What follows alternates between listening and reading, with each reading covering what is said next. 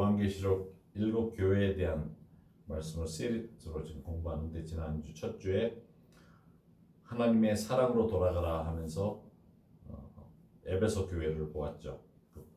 보내진 내용, 두 번째 교회에 보내진 내용을 오늘 보도록 할 텐데, 오늘은 서머나 교회를 향한 말씀입니다.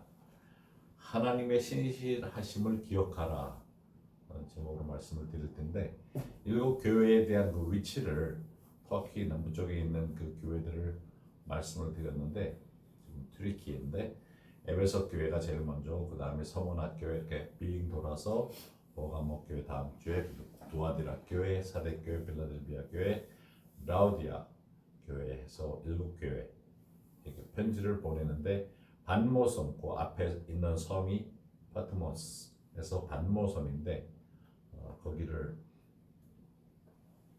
지금 거기에 잡혀가 있었던 요한이 예수님을 만나면서 보냈던 그런 내용이기도 합니다.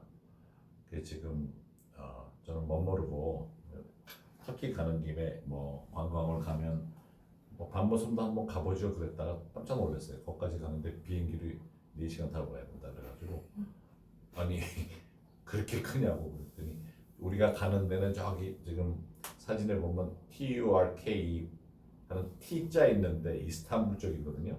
거기가 유럽하고 이렇게 연결되어 있는 곳에 한쪽은 유럽이고 한쪽은 아시아로 이렇게 다리로 연결되어 있는 곳인데, 거기서 그 아래까지 가는데 그렇게 멀대요. 난 그냥 버스로 관광하면 안 돼요 그랬더니, 목사님 거기 하루 종일 가야 돼요.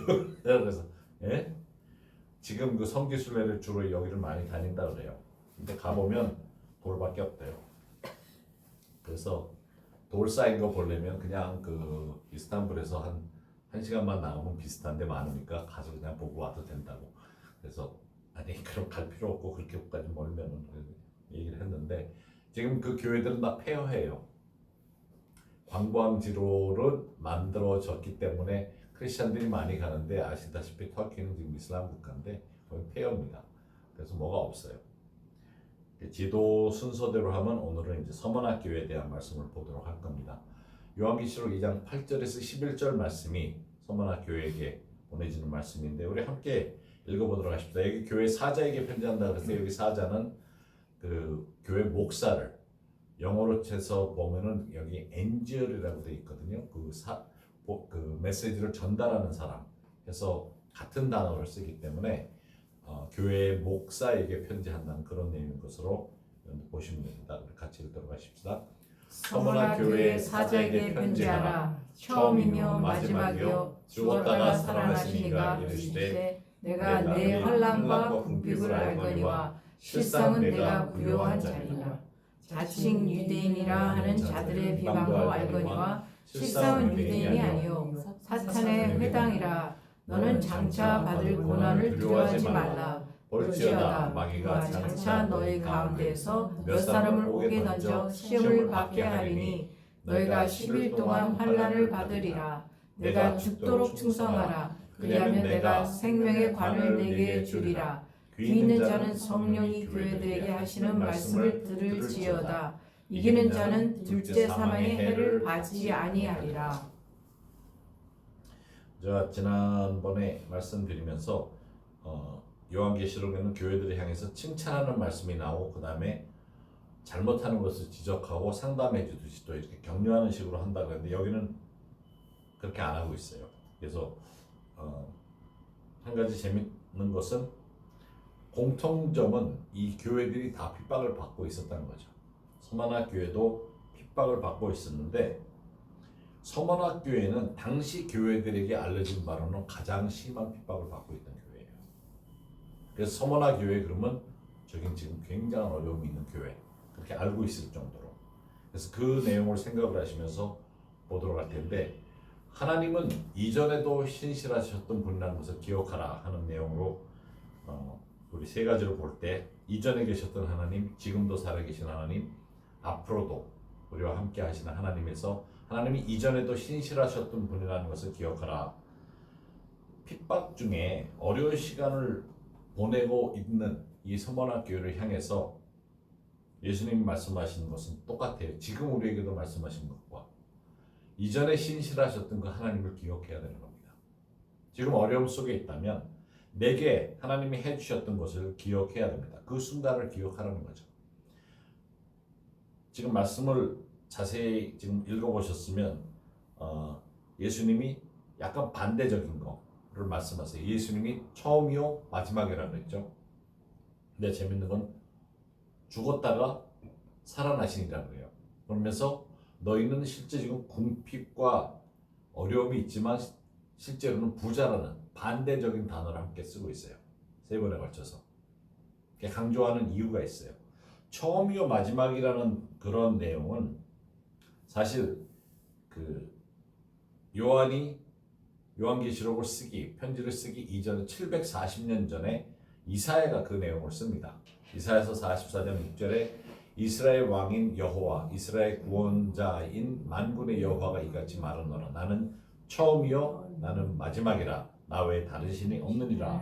하시면서 이 말씀이 나오는데 요한계시록 마지막 장에도 그 내용이 또 나오고 여기 보면 지금 이사야서 48장에 또 같은 내용을 부르는 내용이 나오는데 야곱아 내가 부른 이스라엘아 내게 들으라 나는 처음이요 또 마지막이라 하면서 그렇게 말씀을 하시죠.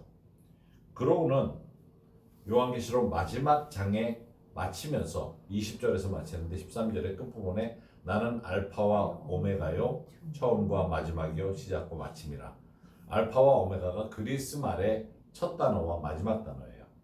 영어로 하면 A와 Z 그런 식이 되는 거죠. 그래서 시작과 마지막이라고 이렇게 말씀을 하시는 거죠.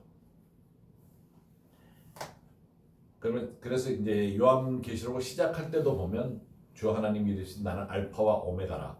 이제다 있고 전에도 있었고 장차 올 자에 전능한 자라 하시더라. 그래서 오늘 이 말씀대로 하나님은 이전에도 계셨고 지금도 계시고 장차 오실 전능하신 분인 것을 보면서 하나님이 신실하신 분으로 이전에 계셨던 것을 기억하라는 거죠. 어려움이 있을 때 내가 현재 상황에서 다른 게 생각이 안 들어요. 너무 어려우면. 그러나 하나님은 내게 여기까지 오게 해주신 하나님, 나를 신실하게 인도해 주신 하나님.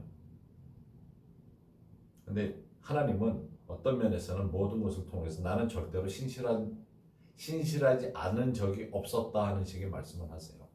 하나님은 늘 우리를 향해서 신실하시고 지금도 신실하시고 앞으로도 신실하실 것이라. 알파와 오메가요. 이제도 있고 지금도 있고 전에도 있었고 장차도 올 자라 하는 말씀을 하십니다. 혹시 그 믿음을 생각을 할 때 믿음이 약해졌던 기억이 있어요? 믿음이 약해질 수도 있을까요? 근데 우리가 일반적으로 약해진 믿음을 이야기를 하는데 성경에도 그런 말씀이 있어요. 사실 믿음은 우리가 겨자씨만한 거라 약하면 얼마나 약하랴 이렇게 얘기할 수 있지만 디모데 후서 2장 13절에 우리말에는 믿음이라고 적혀 있는데 이게 믿음이에요. 영어로 보면 원어로 봐도 그렇고 우리는 믿음이 없을지라도 주는 항상 믿으시니 나를 부인하실 수 없으리라. 우리는 믿음이 없을지라도 그러니까 믿음이 없는 경우가 있을지라도 하나님은 늘 그렇지 않으시다 하는 이야기를 합니다. 그래서 때때로 우리가 믿음이 떨어지는 것 같은 분위기가 있어요. 그럴 때가 있어요. 그러면 내가 지금 주님을 제대로 알고 따라가고 있나 하는 그런 생각을 하겠지만 그러나 하나님은 절대로 우리를 향해서 그렇게 부인하거나 그러지 않는다는 거죠. 근데 이 서모나라는 도시가 이게 지금 예수님이 말씀을 하시면서 극단적인 걸 가지고 얘기를 하시잖아요. 가난하지만 부흥, 또 죽었지만 다시 살아나셨다는 그런 반대적인 걸 이야기를 하는데 에베소와 바로 옆에 붙어있는 가까운 도시인데 여기도 항구 도시인데 실제로 경제적인 어려움이 있어가지고 유령 도시가 됐었대요. 한때. 그러니까 완전히 망했다가 다시 일어난 도시예요. 그래서 예수님이 그 당시 그 도시가 죽었다가 다시 부흥한 도시. 근데 예수님이 본인을 소개하면서 내가 죽었으나 다시 살아나신 분이라고 할 때 서머나 사람들은 이게 더 이해가 정확한 거예요. 왜냐하면 이전에 도시가 죽었다가 다시 살아났기 때문에. 근데 예수님이 본인을 그렇게 소개를 하니까 너무 흥미로운 거죠. 예수님이 나는 진짜 죽었다가 진짜 살아났다 이런 식의 표현을 하고 계신 거예요. 그런데 어려운 상태에 있는 성도들을 향해서 예수님이 그러나 내가 함께하고 있다는 것을 말씀하고 계신 내용입니다. 그래서 여기는 사실 어떤 그 잘못된 것을 지적하는 내용이 없어요. 워낙에 지금 어려운 상황이 있어요. 그러면서 궁핍을 알거니와 실상은 내가 부요한 자라고 말씀하시는데, 여기서 궁핍이란 단어는 구걸한다는 단어예요. 구걸한다는 의미가 있는 단어예요. 성경에 그렇게 많이 쓰이는 자리는 아닌데, 이런 사람은 몸이 불편해서 아니면 몸에 문제가 있어서 보통 이렇게 구석에 그늘진 데 쭈그리고 앉아있다 지나가는 사람들한테 모습은 안 보이면서 그냥 그릇 아니면 컵 같은 것만 이렇게 들이미는, 구걸하는, 그날 동전 몇 개라도 얻어야 하루를 먹을 수 있는 그런 가난함을 이야기합니다. 그런 상황에 있는 사람들, 심령이, 그 같은 단어를 예수님이 쓰실 때 심령이 가난한 자, 복이 있나는 그때 그 가난한 자의 의미가 그거예요. 심령이 너무 가난해서 우리가 힘들어서 하나님이 은혜를 베풀어 주시지 않으면 복을 받지 못하는 거예요. 그 정도로 가난한 것을 이야기를 합니다. 같은 단어를 쓰고 있어요. 힘든 삶인데 하나님이 은혜 없이는 하루하루 살 수가 없기 때문에 하나님이 그런 하나님이셨지 하는 것을 기억을 하는 거죠. 예수님을 모를 때 우리가 그와 같은 삶을 살았던 거죠. 진짜 불구이고 진짜 죽을 것 같고, 그러나 거기에 은혜라는 것이 우리에게 와서 구원을 통해서 하늘나라에 갈 수 있었던. 그래서 서문학 교인들은 너무 힘든 상황 속에서도 주님만을 의지하며 진짜 가난한 영을 지닌 사람들이 구원을 기다리는 그런 자리에 있었던 겁니다. 그런데 이 교회가 잘 가고 있었다는 거예요. 그런 상황에서도.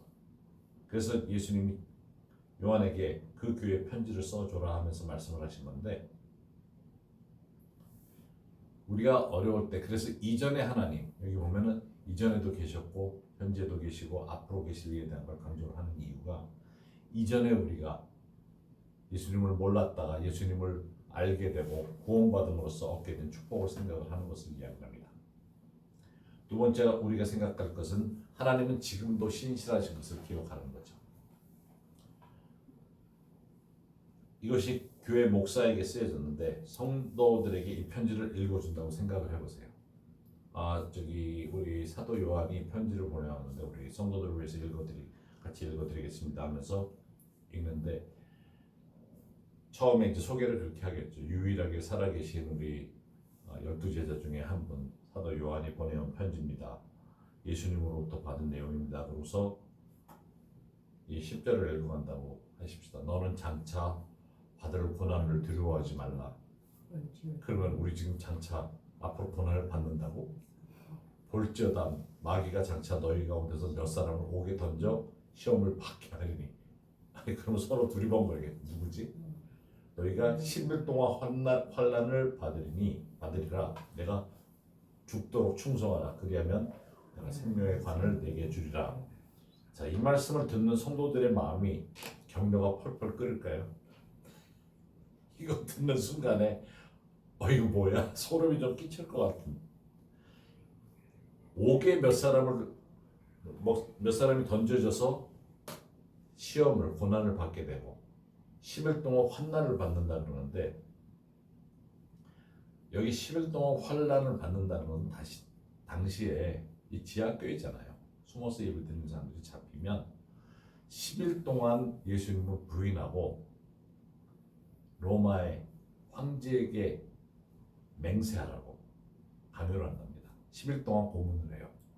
만약 거기서 맹세를 하면 풀려나요. 그런데 10일 동안 충성을 강요하다가 듣지 않으면 사형시켜요. 10일 후에. 예수님이 이 말씀을 성도들에게 나쁜 의도를 하셨겠어요? 어려움을 겪게 되고 심지어 순교까지 하는데 순교할 때까지 충성하라고 그러세요. 사실 이 부분이 교회 역사에 힘들었던 과거이기도 하죠. 상당히 많은 사람들이 순교를 하면서 믿음을 지켰는데, 당시 교회를 생각을 해보면 대부분 크리스천들이 유대인이었어요. 이 당시에는 외부 사람들보다는 유대인들이 서머나 교회를 지키고 있었고, 그런데 이때 흥미로운 게 뭐냐면 기원 후 81년, 그러니까 이 편지가 쓰여진 것은 한 90년 정도라 그랬는데, 그때 로마에서 유대교를 하나의 종교로 인정을 합니다. 그런데 크리스찬은 종교로 인정 못 받아요. 300년이 되어서나 인정을 받는데, 이 편지가 바로 쓰여지기 바로 전에 그리스에는 다종교, 그러니까 여러 신이 있죠. 신이 많아요.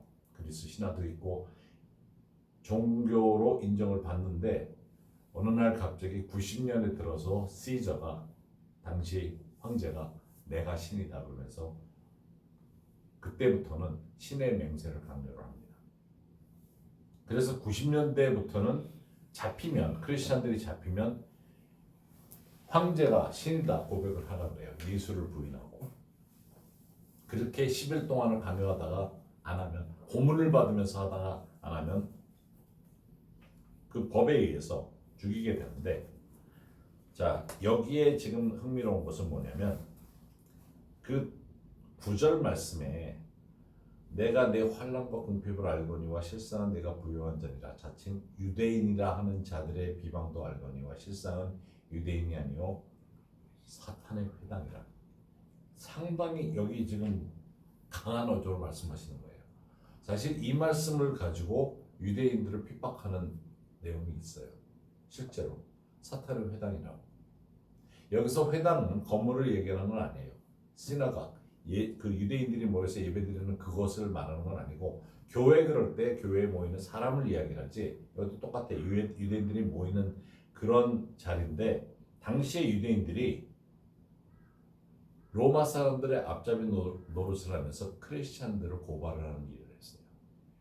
그 당시에 서머나 교회가 유대인 크리스찬들, 유대교를 부인하고 나온 크리스찬들을 핍박하기 때문에 그 당시에 유대인들이 본인이 살기 위해서 크리스찬들을 고발했던 거예요.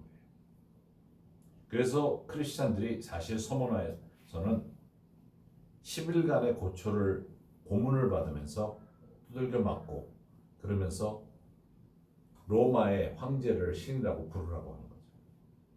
그걸 강요를 받다가 안 되면 불에 태우든지, 경기장에서 뭐 우리가 이전에 보았던 영화 같은 데도 나오잖아요. 사자에게 밥이 되든지, 아니면 글라디에이터라고 격투기를 하는 사람들한테, 그 사람들은 무장하고 훈련받은 사람들인데 칼 던져주고 싸우라고 해요. 그거 어떻게 싸워?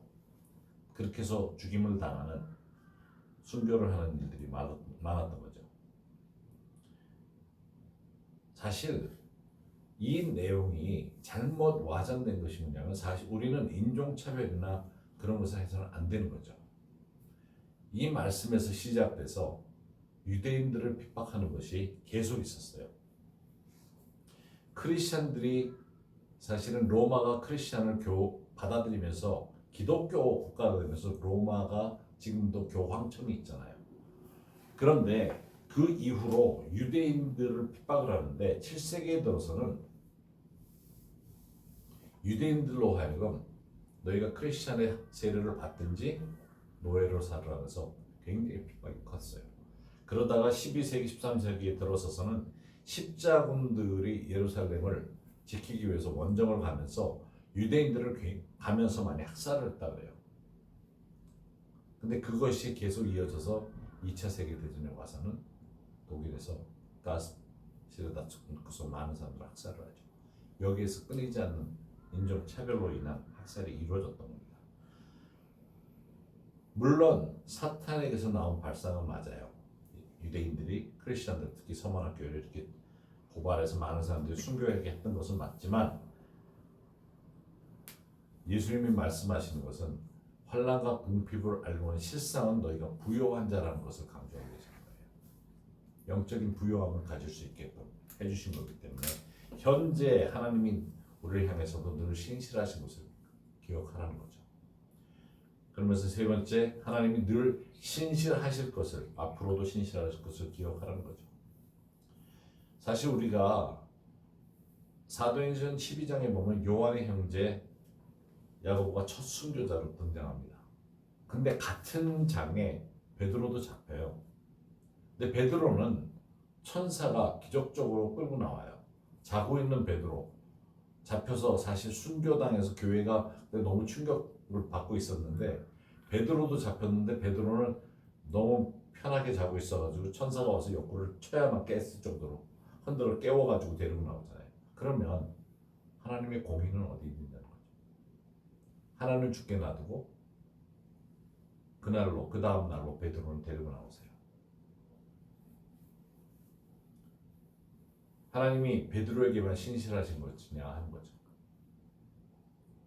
우리 네덜란드 사람으로서 코리텐붐이라는 유대인을 숨겨줬던, 그래서 감옥에 들어갔던 분이 계세요. 근데 자기 시스터는 감옥에서 죽어요. 바로 2차 대전 끝나기 전에 죽고 본인만 풀려나와요. 그러면 한 사람을 향한 하나님의 신실하심은 어떻게 되느냐 하는 거죠. 예수님이 이 편지를 시작하시면서 나는 처음이요 나중이라고 하십니다. 그 이야기는 하나님은 영원하다 하는 말씀을 하는 거죠. 우리가 죽기 전에 예수님이 다시 오시지 않는다고 해도 우리가 육신적인 죽음을 맞이한다 해도 하나님은 신실하신 분이죠. 앞서서 우리가 에베소 교회를 이야기를 하면서 그 교회 목사가 디모데라고 했죠. 여기 서머나 교회는, 그러니까 디모데는 바울의 영적 아들이에요. 서머나 교회는 폴리캅이라는 그 목사가 있었어요. 그분은 사도 요한의 영적 아들이에요. 서머나 교회. 누구나가 핍박을 받는 가운데 그런 과정을 겪게 되는데, 여기에서 지금 그 폴리캅은 이 말씀이 주어진 이후로 얼마 안 돼서 몇 년 지나서 잡히게 됩니다. 근데 참 놀라운 것은 그 말씀을 듣고 이 사람이 잡혀가는데 구전에 의하면, 근데 이 역사가들이 세 사람이 똑같은 이야기를 쓰고 있다고 하는데, 폴리캅이 잡혀서 넘겨져서 10일 동안 고문을 받다가 이 사람이 이제 장작 더미에 올려주고 밑에 불을 붙이고 불이 밑에서부터 타올라오는데 타지가 않는 거예요. 근데 폴리캅이 다 두들겨 맞고 그런 상태에서 묶인 채로 나무의 가운데 있고 불이 붙었는데 옆에, 그거는 진짜 성화에도 있어요. 여러분 나중에 보시면 알겠지만 불이 이 사람을 태우지 못하는 거예요. 옷도 안 타고 사람이 타질 않아요. 근데 폴리캅이 서가지고 예수님은 살아계신다 그리고 설교를 계속하는 거예요. 불이 막 올라오는데, 그러니까 너무 들으려다가 너무 듣기 싫으니까 긴 창을 가지고 한 사람이 가서 심장을 찔러요. 피를 흘리면서 죽어요. 그래서 폴리캅은 예수님이 보혈을 흘리신 것처럼 피를 복음을 위해서 흘린 사람이라고 알려져 있어요. 저가 불은 태우지 못했는데 창으로 인해서 죽게 되는. 그래서 계시록 2장 10절에 너희는 장차 받을 고난을 두려워하지 말라. 볼지어다 마귀가 장차 너희 가운데 몇 사람을 옥에 던져 시험을 받게 하리니. 이 말씀이 쓰여지고 몇 년 후에 폴리캅이 그리고 다른 성도들이 똑같이 이대로 일이 일어나는 걸 보게 되죠. 그런데 저가 죽도록 충성하고 그리하면 내가 생명의 관을 내게 주리라 하는 말씀으로 격려를 해주십니다. 여기서 관이라는 것은 우리가 생각하는 왕관, 이 관이란 말을 두 가지로 쓰고 있는데, 왕관, 그러니까 왕이나 왕자나 공주가 쓰는 왕관이 있고, 여기서는 그 성경에 주로 쓰이는 내용들을 보면은 운동선수나 전쟁, 그래서 왕관이 있고, 여기서의 관은 월궤관, 승리자들에게 주는. 그래서 그 스테파너스라는 그 그리스 말인데 월궤관을 얘기를 해요. 그래서 우승자들에게 주는 거예요. 그래서 여기서 보면 죽도록 충성해서 생명의 월궤관을 내가 받게 될 거다 하는 약속을 해주신 거죠.